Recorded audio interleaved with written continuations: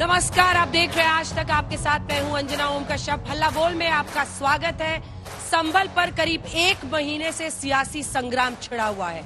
संभल पहुंची एएसआई की टीम ने 46 साल से बंद मिले मंदिर का सर्वे किया। एएसआई बताएगी कि वे मंदिर कितने पुराने हैं। जो मूर्ति मिली है वहां पर खंडित कार्तिकेय जी की, वो कितनी पुरानी है। संभल में एएसआई की टीम ने कुल 5 धार्मिक स्थलों के साथ साथ जो बंद मिले हुए 19 कुएं हैं उनका भी सर्वे किया है। यहाँ मुस्लिम बहुल इलाकों में मिले इन मंदिरों में पूजा पाठ के लिए श्रद्धालुओं का तांता लगा हुआ है। और अयोध्या आप देखें तो अयोध्या में पहुंचे मुख्यमंत्री योगी आदित्यनाथ और उन्होंने एक बार फिर से मंदिर तोड़ने वालों पर प्रहार करते हुए संभल में कल की अवतार होने का जिक्र किया।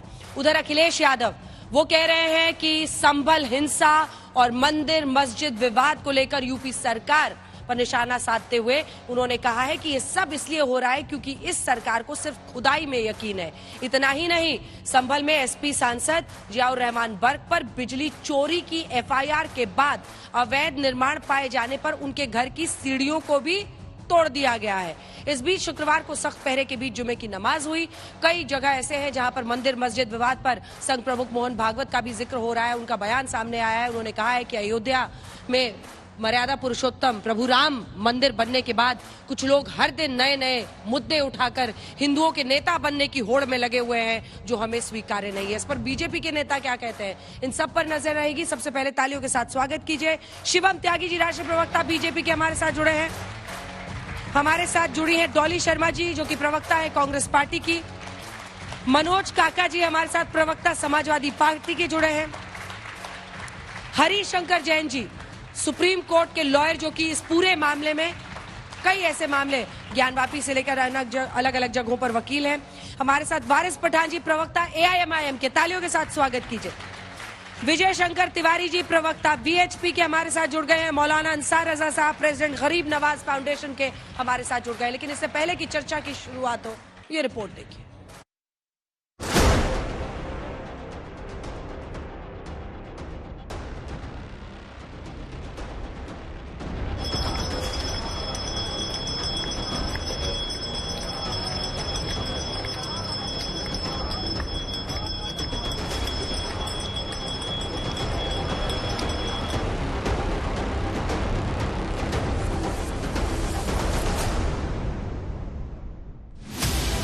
संभल में लगातार दूसरे दिन एएसआई ने सर्वे किया।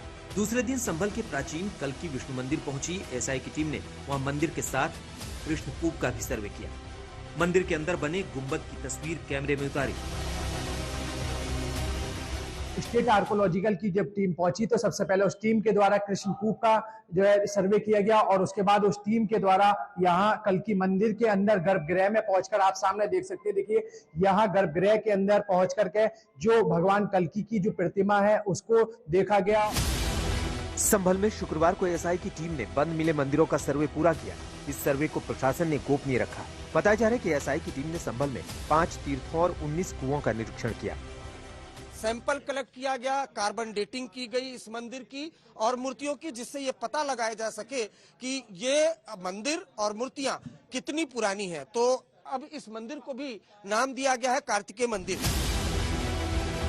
इन तीर्थों में भद्रकाश्रम, स्वर्गदीप, चक्रपाणी, प्राचीन तीर्थ श्मशान मंदिर और 19 कूप शामिल हैं। लगभग 24 स्थानों पर एएसआई ने सर्वे किया है। जो नया शिव हनुमान मंदिर मिला है वहां पर भी सर्वे किया है, उनके पास के कूप का भी सर्वे किया है। उसके अतिरिक्त जो भद्रकाश्रम है, स्वर्गदीप है और चक्रपाणी है और प्राचीन तीर्थ शमशान मंदिर सहित कुल 19 कूपों का भी निरीक्षण किया है। इस बीच जुमे की नमाज को देखते हुए कड़ी सुरक्षा के इंतजाम देखे। शुक्रवार को अयोध्या पहुंचे सीएम योगी आदित्यनाथ ने देश में मंदिर तोड़ने वालों पर प्रहार किया और एक बार फिर औरंगजेब का नाम लेकर निशाना साधा। मां सरस्वती के पावन मंदिर को नष्ट किया जाता है, तोड़ा जाता है, अपवित्र किया जाता है। इन मंदिरों को तोड़ने से कभी सोमनाथ का मंदिर अपवित्र किया जाता है। इन मंदिरों को तोड़ने से उनका कुल और वंश ही नष्ट हुआ होगा जिन्होंने इन मंदिरों को अपवित्र किया है। जिन लोगों ने मंदिर तोड़े थे उनकी क्या स्थिति है वर्तमान में? तो लोग बताते हैं कि औरंगजेब के परिवार के लोग, उसके वर्तमान खानदान मुझे कोई एक दिन बता रहा था जब कोलकाता के पास वो रिक्शा चलाते हैं। यहाँ मुख्यमंत्री योगी आदित्यनाथ ने मिल्कीपुर विधानसभा उपचुनाव को जीतने के लिए कार्यकर्ताओं को जीत का मंत्र देते हुए कहा, अगर कुंदरकी और कटेहरी विधानसभा सीट जीती जा सकती है तो मिल्कीपुर में भी चुनाव जीता जा सकता है। लेकिन संघ प्रमुख मोहन भागवत ने एक बार फिर मंदिर मस्जिद विवाद पर सख्त रुख दिखाते हुए नेताओं को नसीहत दी। असं केलं म्हणजे हिंदूमध्ये नेता होता येतं म्हणून, किंवा अतिरेकी भूतकाळाच्या ओझ्याच्या परिणामामुळे अतिरेकी तिरस्कार, द्वेष, शत्रुता, संशय याच्या पोटी रोज एक नवीन प्रकरण काढणे हे कसं चालेल? हे नाही चालणार। मोहन भागवत के बयान को विपक्ष ने हाथों हाथ लिया। 5 लोग मर गए, न जाने कितनों पे झूठे मुकदमे लग गए, न जाने कितनों को अपमानित होना पड़ा है, घरों में पुलिस गई है, महिलाओं के साथ अपमान का व्यवहार हुआ। तब कह रहे हैं कि हर मंदिर को नहीं खोदना चाहिए। इन लोगों का काम ही है दिन रात यही बातें करना। अरे कभी देश की प्रगति की बात करो, भाईचारे की बात करो, संविधान की बात करो, लोकतंत्र की बात करो, किसान से भी कभी बात कर लो। विपक्ष के कुछ नेता भागवत के बयान को कथनी और करनी में अंतर की बात कहते दिखे तो कुछ लोग उनके बयान का स्वागत करते नजर आए। ये पहले हमें बहुत आश्चर्य हुआ कि उनकी तरफ से ऐसा बयान आया है, लेकिन कोई भी व्यक्ति अगर देश में आपसी भाईचारा बनाने की बात करेगा तो हम उसका स्वागत करते हैं, उनके बयान का स्वागत करते हैं। मैं मोहन भागवत जी के 2022 के बयान का भी वेलकम किया था मैंने और समर्थन किया था कि ऐसे बयान बहुत पॉजिटिव बयान है। कल जो उन्होंने बयान दिया मैं उसका भी इत्तेफाक रखता हूँ। ऐसे इंटेलेक्चुअल, ऐसी संस्थाओं को आगे आना चाहिए कि जो देश में धार्मिक उन्माद पैदा करने की कोशिश कर रहे हैं। सवाल है कि संभल पर सियासत कब थमेगी और क्या संघ प्रमुख मोहन भागवत के बयान के बाद मंदिर मस्जिद जैसे विवादों पर विराम लगेगा। संभल से अरविंद ओझा के साथ आज तक। आइए चर्चा की शुरुआत करते हैं और आज पहला सवाल मनोज काका जी आपसे पूछते हैं, क्योंकि आपके सांसद पर बिजली चोरी का आरोप लगा है। मैं बताइए, मस्जिद से बिजली चोरी करके ले रहे थे घर में, क्या है ये मामला? अभी तो मंदिर मस्जिद ये निपटाना था, यहाँ पे अलग ही कहानी शुरू हो गई है। आज उनके घर की 3 सीढ़ियां तोड़ी गई हैं अवैध निर्माण की वजह से। वकील भी तुम हो, दलील भी तुम हो, और जिसे चाहो हलाल कर दो, जिसे चाहो हराम कर दो। तो भारतीय जनता पार्टी की सरकार है, किसी को कुछ भी हो सकता है।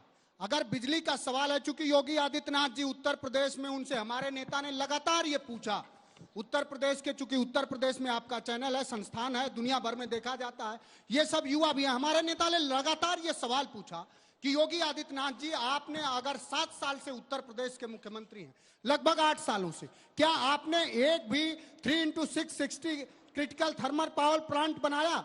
जो सरकार 8 सालों में 1 यूनिट भी बिजली का उत्पादन नहीं कर पाई, अब वो सरकार बिजली चोरी पकड़ रही है। चूंकि सरकार किसी को बिजली दे नहीं पाई, जियाउर रहमान साहब जो हमारे सांसद हैं, असल में उनका जो मेन जो बात है कि उन्हें ये करना है कि हिंदू मुसलमान करना है, और उत्तर प्रदेश में बहुत सारे जगह बिजली चोरी हो रही। मैं तो ग्रामीण परिवार से आता हूं और ग्रामीण एरिया से आता हूं, ऐसे हजारों परिवार हैं, लाखों परिवार हैं जिनके एक बल्ब और एक फैन चलता है, और उनके प्रति महीने की बिजली बिल, अंजना जी, 1-1 लाख रुपया, 1.5 लाख रुपया आती है।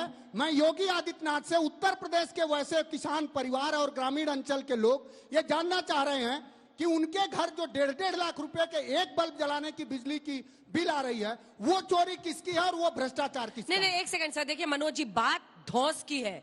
बात ये है कि क्या आप इलाके में लोगों को डरा कर रखते हैं?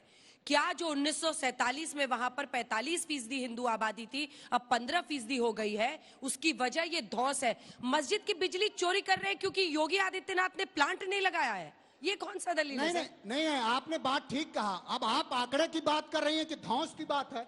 जो हमारे सांसद है जियाउर जी, वो किसी धौंस से नहीं है। आप उस जनमानस का और उस जनता के चयन का आप अपमान कर रही हैं। उनको 25 लाख लोगों ने चुना है, तब वो सांसद चुन के आए हैं। वो धौंस किस बात का देंगे? अगर सरकार ने वहां मीटर ना पाया होता, उनके घर पर सोलर प्लांट था, ये खबर किसी ने नहीं दिखाई कि जियाउर बर्क रहमान के छत पर 10 किलोवाट का सोलर प्लांट भी लगा हुआ। चूंकि सरकार को वो दिखाना नहीं है, सरकार को एक पक्ष दिखाना है। सवाल ये नहीं है, सवाल ये है कि हिंदू मुस्लिम कब तक करते रहेंगे? वो जो एक बात है कि हिंदू है या मुस्लिम के एहसासात को मत छेड़िए, और अपने कुर्सी के लिए जज्बात को मत छेड़िए एक जंग मिलजुल कर गरीबी के खिलाफ। दोस्त मेरे, मजहबी नगमात को मत छेड़िए। तो सवाल यह है कि इस सरकार को योगी आदित्यनाथ जी इन नौजवानों को रोजगार बांट नहीं पाए। मैं खत्म कर रहा हूं, मैं 5 सेकंड दे दीजिए। इन नौजवानों को रोजगार बांट नहीं पाए, इनका पेपर हर साल हर महीने लीक करा दिए। तो आप वो बताएं क्या? सड़कों के नाम पर पूरे उत्तर प्रदेश में गड्ढा है, विकास के नाम पर सांड है। तो उनको धर्म के धार्मिक उन्माद फैलाने के अलावा और कोई काम बचा नहीं है। और ये काम सिर्फ काका जी अब आपको नहीं सिखा रहे हैं, अब ये काम आपको मोहन भागवत जी समझा रहे हैं। वो कह रहे हैं कि अयोध्या के बाद ये तय हो गया था कि हर जगह हम लोग शिवलिंग ढूंढते नहीं रहेंगे, हर जगह मंदिर नहीं खोजेंगे। ये नए नए शत्रुता फैलाकर हिंदू नेता बनने की कोशिश कर रहे हैं। ये मोहन जी किसके लिए कह रहे हैं? संघ प्रमुख जी किसके लिए कह रहे हैं? योगी जी के लिए।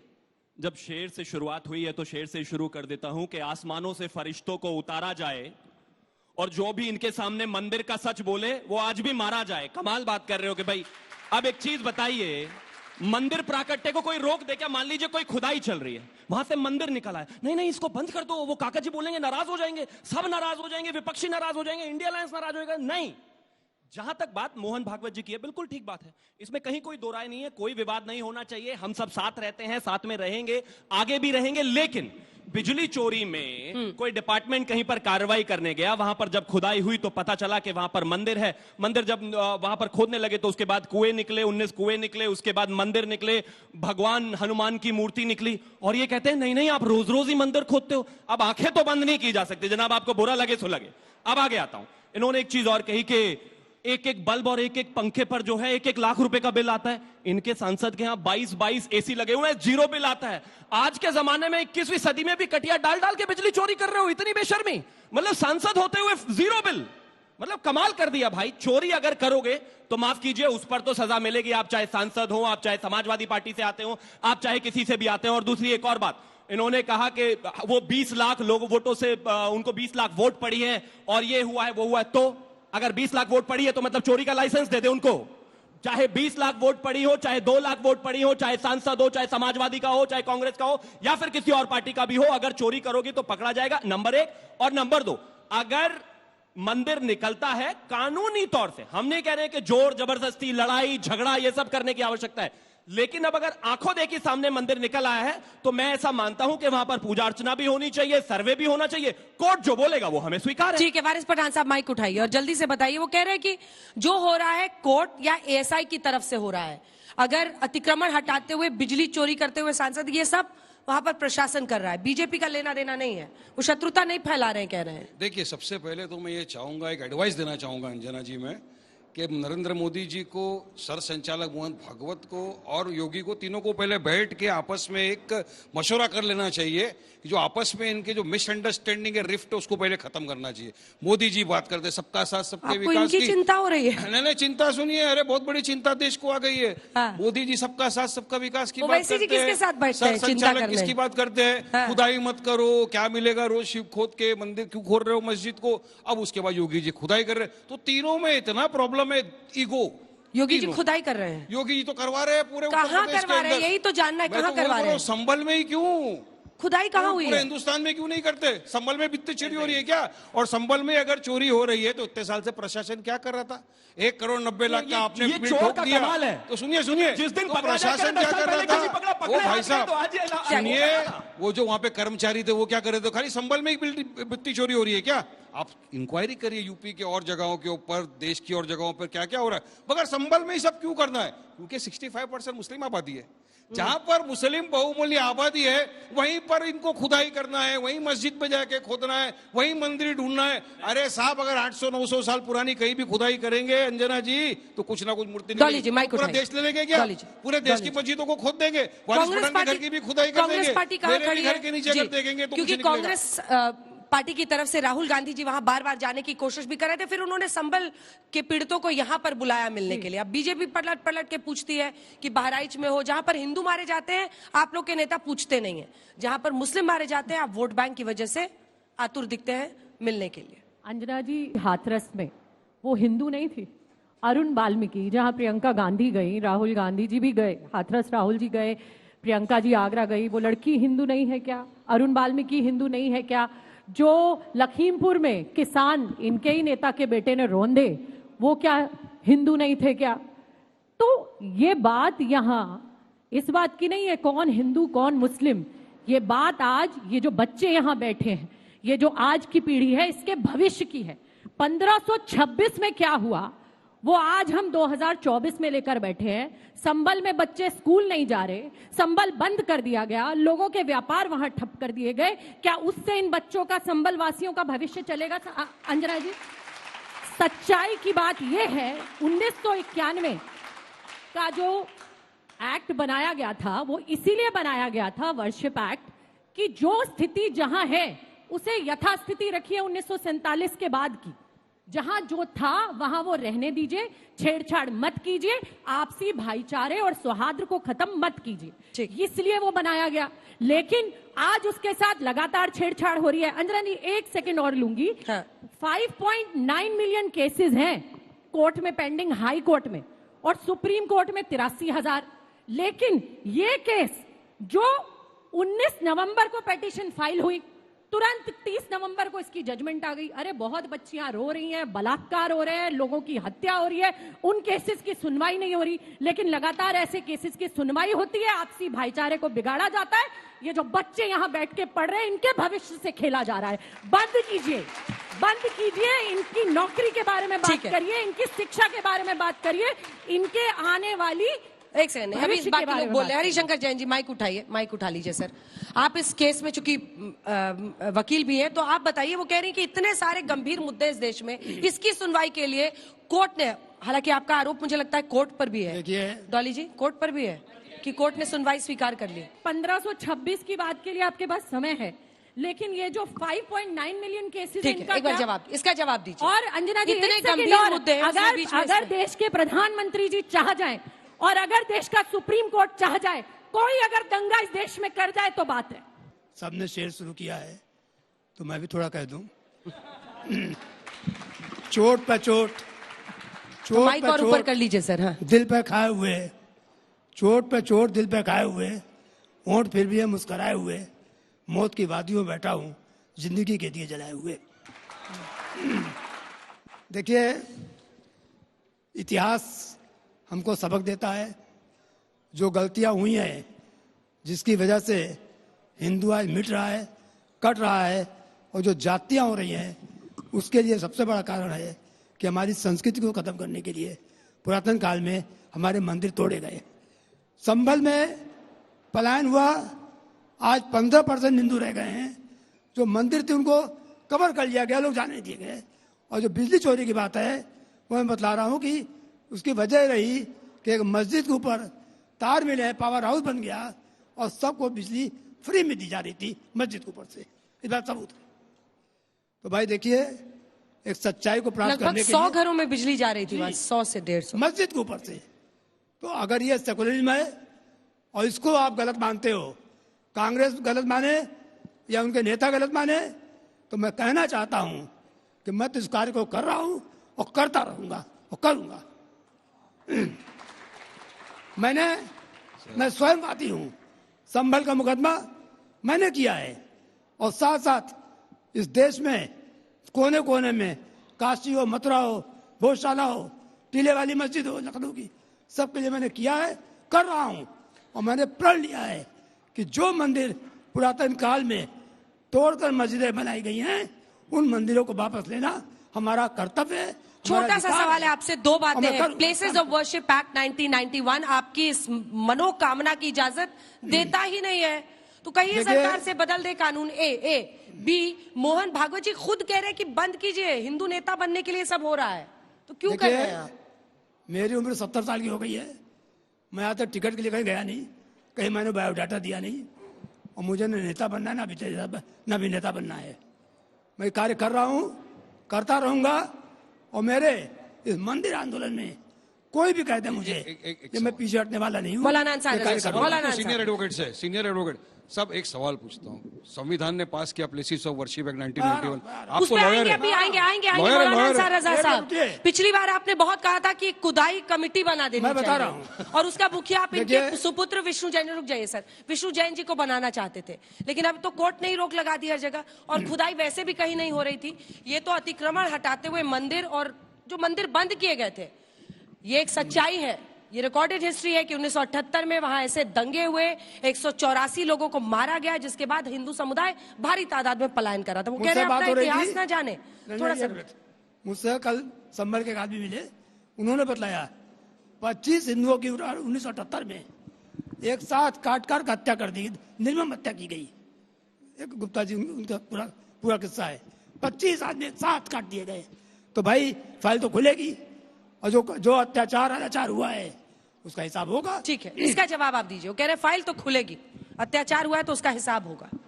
अंजना जी बहुत बुजुर्ग हैं जैन साहब, मैं जैन साहब से एक बात पूछना चाहता हूं कि किसी आदमी ने आपको मना किया है कि आप फाइल मत खोलिए? आपने सपने में देखा है? आपको सपना बहुत आता है आजकल। सुन ली, देखिए आप बोल रहे थे तो मैं इत्मीनान से सुन रहा था। आपको सपने भी आते हैं कि इस मस्जिद के नीचे मंदिर है, वो भी आप मीडिया में बयान कर देते हैं। दूसरा, अगर संभल में कोई मंदिर निकल रहा है तो वो निकल नहीं रहा है, वो ऑलरेडी था वहां पहले से, और उस मंदिर पर किसी ने कोई ऑब्जेक्शन नहीं किया। आप जाइए पूजा कीजिए, कौन मना कर रहा है आपको? दूसरी चीज, आप बार बार एक बात कहते हैं मेरी ये मनोकामना है, तो पूरा देश खोद डालिए, और तो कोई काम बचा नहीं है यहां। अब आ जाते हैं आपके जो संभल में चोरी पकड़ी गई, मुझे नहीं पता किसने चोरी की, क्या नहीं चोरी हो रहा, मुल्क में सबको पता है क्या क्या चोरी हो रहा है। मैं सिर्फ एक बात आपसे जानना चाहता हूं, क्या आपकी मनोकामना हिंदुस्तान के सुप्रीम कोर्ट से बड़ी है? और अगर आपकी मनोकामना सुप्रीम कोर्ट से बड़ी है तो इसी हिंदुस्तान में अभी 10 दिन पहले 122 डेटें लगने के बाद एक आदमी ने आत्महत्या कर ली। 122 डेट लगी 2 साल में, और यहां 24 घंटे में खेल हो गया। इस पर आप कुछ गौर नहीं करेंगे सर? आप बुजुर्ग आदमी हैं, आप भी चले जाते कोर्ट के साहब 122 डेटें क्यों लगा रही, एक आदमी मर गया, वो मुसलमान नहीं था, वो हिंदुस्तानी था। आप तो नहीं जाएंगे वहां डेट लगाने के लिए, इसलिए कि योगी आदित्यनाथ जी, 3 आदमी हमने हिंदुस्तान में छांटे हैं जिनका काम दिन भर भाईचारे की बात करना नहीं, कटो मारो फेंको खोदो ये करो, उसका सबसे मेन पार्ट है योगी आदित्यनाथ जी, दूसरे गिरिराज सिंह जी, तीसरे हेमंत बिश्व शर्मा। मैं चैलेंज से कहता हूं पूरे हिंदुस्तान के लोगों से कि इनकी एक बाइट बता दीजिए हिंदुस्तान में जो भाईचारे, 1 मिनट सर, जो भाईचारे की हो। योगी आदित्यनाथ 8 साल हो गए कह रहे हैं ये तीनों मेरे आदर्श है, कह रहे हैं सर। अब आपके आदर्श मोहन भागवत तो होंगे नहीं, आपके आदर्श मोहन भागवत तो होंगे नहीं, आपके आदर्श मोहन भागवत तो होंगे नहीं, यही होंगे तीनों में यही होंगे सर, तीनों एक दूसरे के, यही होंगे तीनों पूरक एक दूसरे के, यही आदर्श होंगे। विजय शंकर तिवारी जी माइक उठाइए, उसमें रोक थोड़ी है। और आप तो खुद वीएचपी से हैं, तो ऐसे में आप ही समझाइए, मोहन भागवत जी तो मना कर रहे हैं ये सब करने से, तो सीधा कह रहे हैं कि बंद कीजिए, हिंदू नेता सब बन रहे हैं। मैं पहले उत्तर देता हूं उनकी बात का। मैं भी 4 दिन पहले संभल गया था, चौंदौसी गया था, और वहां लोगों ने बताया जो आपने भी आंकड़े दिए कि 1947 में 45% यहाँ हिंदू रहता था, आज 15% है। तो लोगों को हमने कहा कि वो कहाँ गए वो, तो उन्होंने बहुत सारे दंगे बताए, जितने दंगे वहां हुए सब दंगों में हिंदू मारा गया, और आज वहां पर परिस्थिति आपके सामने है। अब ये कह रहे थे कि वहां पर किसने मना किया है पूजा करने के लिए, तो उनको हमने भी पूछा था कि तुमको किसने मना किया है, तो उन्होंने कहा कि मेरे आंखों के सामने लोगों के कत्ल हुए, जिनसे कर्जा लिया उनको पहले जलाया, उनकी बहन बेटियों के साथ बलात्कार किया, उनकी फैक्ट्री को जलाया, उनकी फैक्ट्री में लोगों को जलाया। आप बताओ वहां हम पूजा कैसे करते? आप कहते हैं कि पूजा करने से मना किसने किया है, वो बता रहे हैं कि पूजा कैसे करें जब ये कत्ल हो रहे थे, वो आपने नहीं देखा है। एक बात। दूसरी बात आपने कही जो भी मंदिर और दीवार की बात कही, तो 1984 में दिल्ली में देश के सभी मत पंथों संप्रदायों के संत इकट्ठा हुए थे, सारा हिंदू समाज जिनको मानता है, उन्होंने सारे मुस्लिम जगत से ये कहा था, ये हम निवेदन करते हैं कि हमारे 3 मंदिर दे दीजिए, काशी दे दीजिए, अयोध्या दे दीजिए, मथुरा दे दीजिए, बाकी सारी चीजें छोड़िए। आपको ध्यान में 3 मंदिर इन्होंने नहीं दिए, 3 मंदिर नहीं दिए। अगर उस समय 3 मंदिर दे दिए होते तो आज शायद देश में जो आप परिस्थिति देख रहे हैं वो नहीं होती। और जो अयोध्या का मंदिर भी मिला है, इनके देने से नहीं मिला, पूरा हिंदू समाज लड़ा और सुप्रीम कोर्ट ने कहा वहां रामलला का मंदिर बनाइए। और दूसरी बात हमारी बहन कह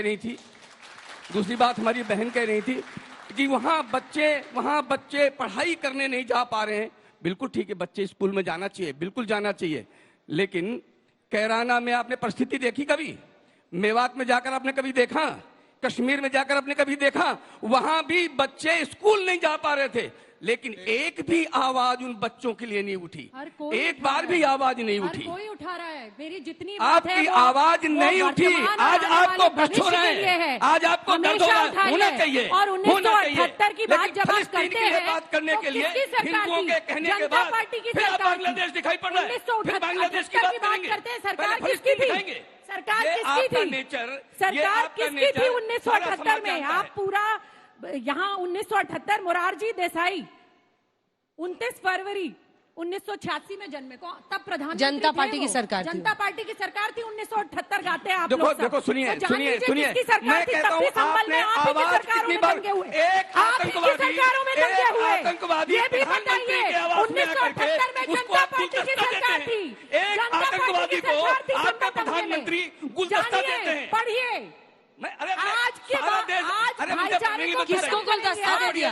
किसको गुलदस्ता दे दिया? करेंगे आप किसको गुलदस्ता? योगी आदित्यनाथ जी के औलाद जो नहीं है, जो आज जेल में बंद है, जो आज जेल में बंद है, उसको मनमोहन सिंह गुलदस्ता देते दिखाई पड़ते हैं। मनोज काका,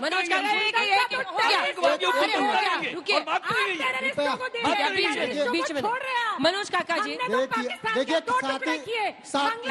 पाकिस्तान के टुकड़े नहीं किए, भारत का विभाजन किया तुमने, और आज बांग्लादेश को भी आपने बांग्लादेश के साथ खड़े होकर के बांग्लादेश के साथ खड़े होकर के हिंदुओं को कमेंट करते हैं। आप भी आज वहाँ हिंदू मारे जा रहे हैं, आज वहाँ हिंदू मारे जा रहे हैं, आप कम्युनिस्ट है। ऐसा करती मैं चली जाती हूँ, आप दोनों लड़ लीजिए अलग से, मैं चली जाऊँ बाहर।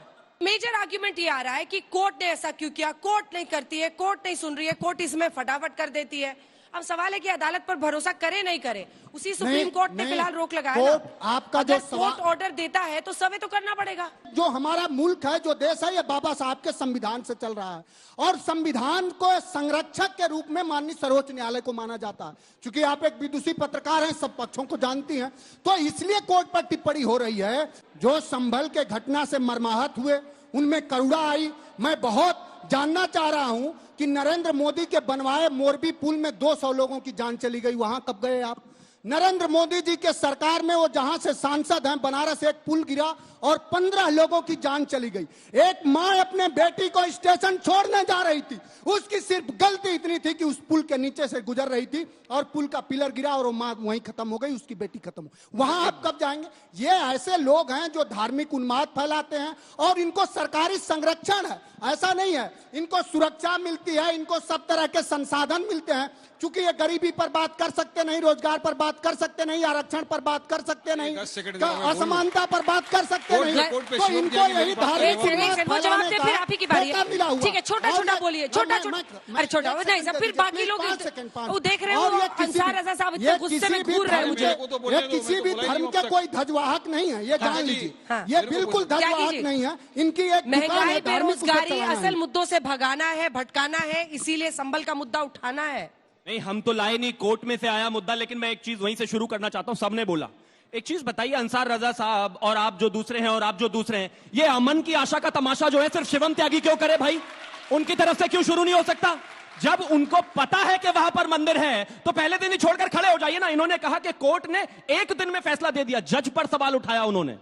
1822 में पहली बार राम मंदिर के फैसले के लिए हम कोर्ट में गए थे। 100 साल लगे, हमने तो अपना पेशेंस नहीं खोया, हमने तो पूरे 100 साल इंतजार किया। आज इनको 1 सेकंड में दिक्कत हो गई। मैं बीच में नहीं बोला अनुजा जी, मैं बीच में नहीं बोला।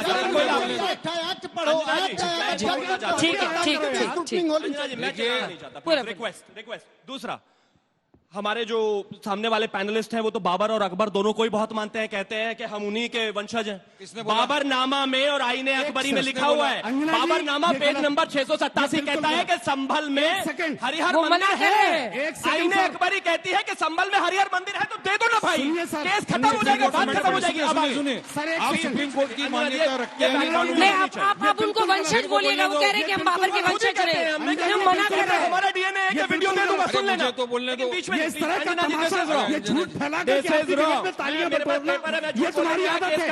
आप ये बताओ, किसने कहा, इसके बाद जवाब, किसने कहा कि बाबर की औलाद है? किसने कहा? मैंने कहा वंशज है, किसने कहा? अभी कहा आपने, अभी कहा आपने, अभी कहा आपने। मैं डिबेट करना ही नहीं चाहता। अंजना जी, अभी और बाबर के रिश्तेदार तुम हो या हम? प्लीज आप इनको बाबर का नाम सावरकर की औलाद देख रहे हैं, बाबर का नाम लेते कितना दर्द हो गया। इतना दर्द तो वंशजों के बाद ही होता है। मैंने नहीं बोला भाई, मैंने नहीं बोला, मतलब एक नाम का ले दिया, चिल्लाने लगे। इतना अभी तक किसी के नाम पे नहीं चिल्लाया जितना बाबर के चिल्ला रहे हैं। रुकिए रुकिए थोड़ा सा, जल्दी जल्दी पूरा जल्दी, टाइम वेस्ट होता है, टाइम वेस्ट होता है। संभल में सिर्फ 1978 में दंगे नहीं हुए, 36 में हुए, 47 में हुए, 48 में हुए, 58 में हुए, 69 में हुए, 72 में हुए, 78 में हुए, 84 में हुए। हर दंगे में वहां पर हिंदू मारे गए। ये सब लोग ऊपर ऊपर से करके चले गए। मैं थोड़ा सा आपको डिटेल देता हूं। वहां पर एक दंगा हुआ होली जलाने को लेकर, वहां पर 184 हिंदुओं की डेथ हुई। वहां पर एक जो बनवारी लाल जो बनिए थे, उनको कहा जाता था, उन्होंने कुछ हिंदुओं को छुपा दिया एक घर में। 24 हिंदुओं को उस घर में से निकालकर उनको वहीं मार दिया गया, आग लगा दी गई। बनवारी लाल के हाथ पैर सारे काट दिए गए। काटने के बाद जब वो केस चला तो केस में 40 लोग सबूतों के अभाव में बरी हो गए। आज यहाँ पर ये भाषण दे रहे हैं कि उसको क्यों उठाते हो? राजीव जी कंप्यूटर लेकर आए थे, और इसके अलावा नेहरू जी ने जो है एम्स बनाया था, तब नहीं जाते पास में। आज हम कहते हैं कि किसी के लिए इंसाफ होना चाहिए, तो इनको दर्द होता है। क्यों भाई? अंजना जी मुझे बोलने दो। क्यों? अरे 10 सेकंड सुनो। आक्षेप लगाया, नहीं होगा। सुनिए, सुप्रीम कोर्ट अगर मंदिर सामने निकल रहा है तो आंखें बंद करेंगे। आप बंद कर लोगे अपनी मस्जिद पर आंखें बंद करते हैं। आप बंद कर लोगे अपनी मस्जिद पर आंखें बंद नहीं करेंगे। सुनिए, कोर्ट का सब आदर सम्मान करते हैं, लेकिन सम्मान करते होते तो सवाल नहीं उठाते। नहीं, आदर सम्मान करते होते तो सवाल नहीं उठाते। सुनिए, मेरे को बोलने दो। आदर सम्मान सब करते हैं, लेकिन कोर्ट कभी कभी क्या करती है, उनमें रात को दरवाजा खोल के आतंकवादियों के लिए भी खुलता है, केस के बड़े एंकर को जमानत हो जाती है। लेकिन 5 साल से गुलफिशा, उमर खालिद, सैफी जैसे लोग जो जेल के अंदर आज भी बंद है, दिल्ली के अंदर जिनको फंसाया गया है, उनका तो सुनवाई भी नहीं होती। बेल पे तारीख पे तारीख, तारीख सारे मुसलमान नहीं होते, हिंदू भी होते हैं। छोड़ेंगे उनको, हम सुनवाई करेंगे उनको भी। सुनिए, मैं भी उनका कोई सपोर्ट बेस नहीं है। अरे वारिस भाई इधर देखिए, वारिस भाई, याकूब मेमन के लिए क्या हुआ था? क्या हुआ था बताइए? रात में देश के 72 लोग को गए थे, साइन किए, तो उसमें जेठमलानी साहब भी थे, उस वक्त के लेट राम जेठमलानी जो बीजेपी के राज्यसभा मेंबर थे, क्या हुआ था? उन्होंने भी साइन की थी। हाँ। और क्या हुआ था, एक बहुत बड़ा एंकर का मैं नाम नहीं लेना चाहता हूँ, खोल के बेल दिया। लेकिन आज उमर खालिद 5 साल से जेल में, खालिद सैफी 5 साल से जेल में, गुलफिशा फातिमा 5 साल से जेल में। उनको जमानत कब होगी? जब बेल पिटीशन आती है, तारीख मिल जाता है, कोई सुनवाई नहीं। और इसी के बाद में अरे बड़े बड़े कलाकार दिल्ली के अंदर, मनीष सिसोदिया को हो गई बेल, करुण इनको बेल क्यों नहीं? 10 सेकंड। उनका सुप्रीम कोर्ट का नाम खाली नहीं। अगर इस देश के नागरिकों लगा हुआ है, अगर इस देश के नागरिकों को मारने वाले आतंकवादी के लिए कोर्ट खुलेगा 4 बजे, तो इस देश के हर किसी व्यक्ति के लिए 4 बजे कोर्ट खुलेगा, और खुलना चाहिए। खुलना चाहिए, आतंकवादी नहीं है, खुलना चाहिए। आपका कानून ऐसे तो नहीं हुआ, आतंकवादी है। जैसे कोर्ट को हमने माना, जैसे कोर्ट को 100 करोड़ हिंदुओं ने माना, आपको भी मानना पड़ेगा। सवाल नहीं उठा सकते। नहीं है किसी पे आतंकवाद। उमर खालिद को अपनी कजिन की शादी के लिए 7 दिन की बेल मिली। अरे कोर्ट ही देता है ना साहब। आसाराम बापू को कितनी बार मिली है? फिर ये चिल्लाते हैं। रहीम को कितनी बार मिली है? राम रहीम तो जितनी बार मौलाना जेल में भी नहीं रहे। अरे मौलाना साहब बोले, यहाँ स्टूडेंटों के करियर के साथ खेला जा रहा है। 42 लोग अभी भी सबूतों के अभाव में बरी है। उमर खालिद, और वहां पर कितने बलात्कार हुए थे, मैं उसमें नहीं जाना चाहता। तो बलात्कार क्या नहीं हुआ तुम्हारे राज्य में? तो सब पर होगी ना फिर। किसके राज्य में हुआ? तुम्हारे राज्य में हुआ। सब पर होगी। का क्या किया? आपके बगल में है, बगल में चुप करा लीजिए। कोर्ट का काम है, इनका काम नहीं है ना मेरा काम है। नेता को मानो, अगर कोर्ट ने सर्वे दिया है तो दिया, आदर करो, उसके बाद बकवास करो। और एक चीज और और ये मुझे समझ में नहीं प्लेसेस आता। ऑफ वर्शिप सुप्रीम कोर्ट में पेंडिंग है ना, पेंडिंग है, बिल्कुल खुदाई चालू किया, खुदाई कर रहे हो। सुप्रीम कोर्ट में मैटर पेंडिंग है, प्लेसेस ऑफ वर्शिप 1991 सुनवाई चालू है, सब जुडिस मैटर है, खुदाई चालू है। अच्छा वारिस भाई, वारिस भाई मौलाना साहब को एक चीज बोलो। और, एक चीज और, एक चीज बताइए, अरे नहीं, अब अगर आप कोर्ट रुकिए। ने किसी, अगर कोर्ट 10 सेकंड अगर कोर्ट आपका ने 10 सेकंड किसी खत्म ही नहीं जगह हो का रहा। सर्वे दिया है, अगर वहां पर मंदिर होगा तो मंदिर निकल कर आ जाएगा, मस्जिद होगी मंदिर, सुप्रीम कोर्ट की भावनाएं क्यों हाथ हो जाती है मौलाना हर एक साहब, सर्वे के साथ साथ भाई, मैं ऐसी आपकी भावनाएं हाथ ही होती रहती है। अब मैं माइक ले लूंगी आके, सर्वे माइक ले टेस्ट है। लूंगी, अच्छा नहीं लगेगा फिर आपको, जल्दी से।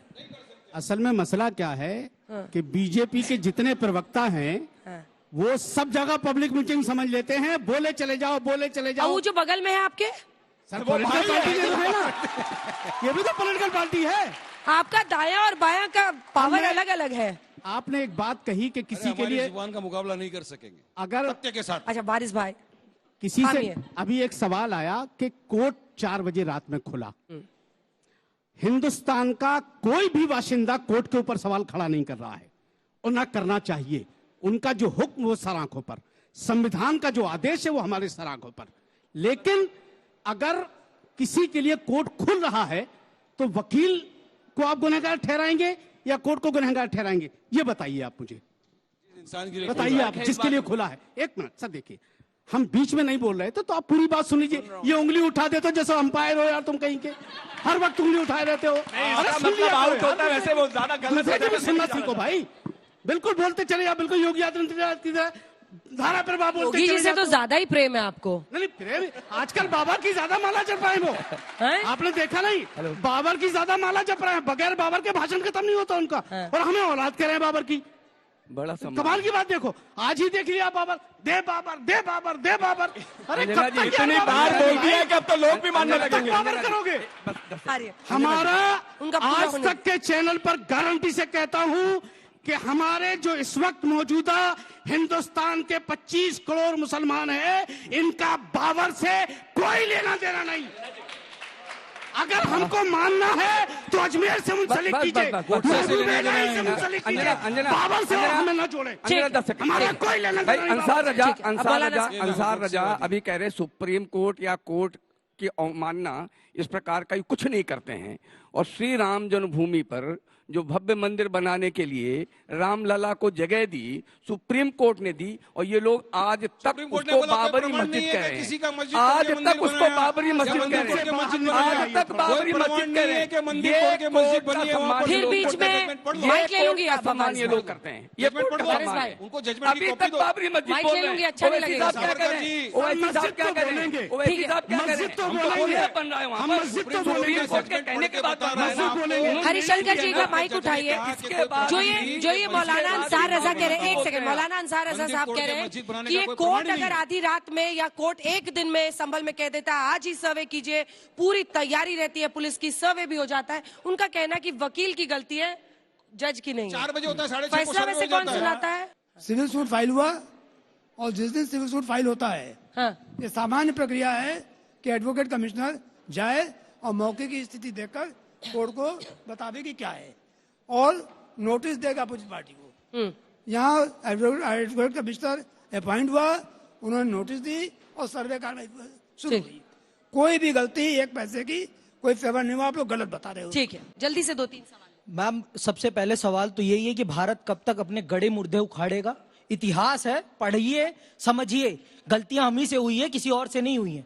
हमारे देश में अगर आक्रांता आए तो हमारी गलतियों से आए हैं। प्रश्न क्या है? ज्ञान है प्रभु। मैम, प्रश्न ये है कि कब तक उखाड़ेंगे आप गड़े मुर्दे? किससे पूछ रहे हैं आप? सबसे है जब तक बीजेपी सत्ता में इतने लोग से, जब तक बीजेपी सत्ता में गड़े मुर्दे उखाड़ेगी, फ्यूचर का मेरा कोई प्लान सवाल नहीं जो है वो त्यागी जी से है, जैन जी से है और तिवारी जी से है। सवाल ये है कि ऐसा माना जाता है मथुरा में और बाकी जो गैंगेटिक प्लेन्स हैं 13वीं से 14वीं सदी में क्या हुआ था, बहुत सारे बौद्धिस्ट मंदिर थे जिन्हें तोड़कर हिंदू मंदिर बनाए गए। तो आप मुझे ये बताएं कि अगर आप कहते हैं कि इतिहास पे हमें चलना है, कि आज हमारा लोकतंत्र है, ऐसे तोड़े जाएं तो बहुत सारे हिंदू मंदिर भी तोड़े जाएंगे, क्या कहना है आपका उस पे? सोमनाथ के मंदिर के नीचे भी क्या है? जल्दी पूछिए। मैं पूछना चाहती हूँ कि संभल पर जिसकी वजह से लड़ाई और दंगे हुए थे, उस पर एक दूसरे पर आप सवाल खड़े कर रहे हो, जो लोग मरे हैं उनके लिए कौन काम करेगा? चलिए ठीक है, जवाब यहाँ से शिवम जी, चूंकि आपकी पार्टी से सबसे ज्यादा सवाल हुए। बहुत अच्छा सवाल। जो अपने दादाजी और पिताजी का पास्ट भूल गया ना, वो अपने बच्चों का भविष्य भी भूल जाना।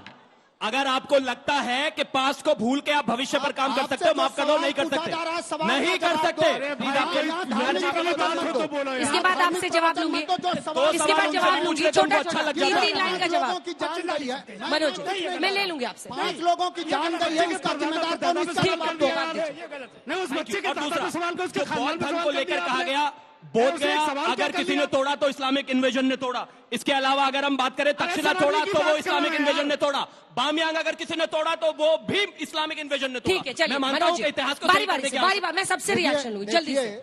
इतना अच्छा सवाल आपके दर्शक दीर्घा में जो युवा बैठे हैं, इतना बेहतरीन सवाल इनका था कि दुनिया भर में तमाम तरह के इनोवेशन हो रहे हैं, दुनिया भर में लोग इनोवेशन कर रहे हैं, और हमारे यहाँ क्या हो रहा है? हमारे यहाँ जा रहे हैं, अब अकबर के जमाने में जा रहे हैं। अब योगी आदित्यनाथ जी अब ऐसे नेता हो गए हैं कि अब वो रामचरितमानस और भगवत गीता नहीं, आजकल बाबरनामा पढ़ रहे हैं। तिवारी जी जल्दी से 2 लाइन से, 2 लाइन। योगी आदित्यनाथ जी से गुजारिश होगी नौजवानों कब तक खुदाई चलेगी? वो बच्चा पूछ रहा था, खुदाई कब तक चलेगी? संविधान पढ़ लीजिए। और मैं खत्म कर रहा हूँ, सुन लीजिए सर, टाइम नहीं है, प्लीज, सॉरी सर। देखो, खुदाई तो ये अनवरत प्रक्रिया है, कौन रोक सकता है खुदाई को?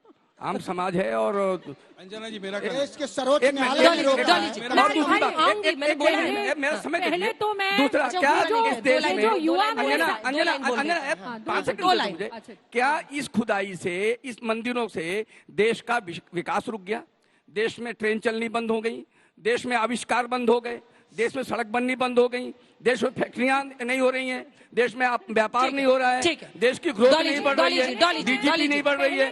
अगर सब कुछ बढ़ रहा है। पहले तो मैं ऑडियंस में बैठे इस युवा को, जितने भी लोगों ने सवाल पूछा, सबको बधाई देना चाहती हूँ। प्रोग्रेसिव सोच के बच्चे हैं ये सब, इन्होंने बहुत अच्छे सवाल किए।